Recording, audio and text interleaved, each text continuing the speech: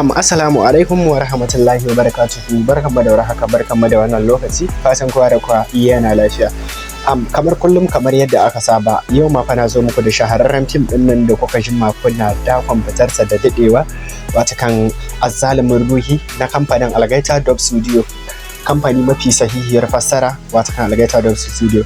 To insha Allah wannan fim din ya kasance available tun ranar Lahadi ma. To ban samu opportunity na yi muku magana bane a kansa, amma insha Allah ga mai buƙatar wannan fim din ko ga mai buƙatar shiga group din mu na VIP wanda a cikin sa kawai muke iya dora fina-finan mu da suke fita akan lokaci ga baki daya, da zaran sun fita to zai iya daukar number wayar mu yayi mana magana directly a domin ganin ya samu waɗannan fina-finai da suke fita akan lokaci da zaran sun fito. A cikin group din mu na VIP ne kawai zaka iya ka samu sababbin fasarori har ma tsofaffi. Idan ka shiga group din insha Allah za ka same su insha Allah. Sannan idan wannan ne zuwan ka na farko kan wannan channel namu mai albarka, to kai mana subscribe, sa'annan ka danna ƙararrawar sanarwa ta yadda za mu ke sanar da kai da zarar mun dora sababbin shirye-shirye.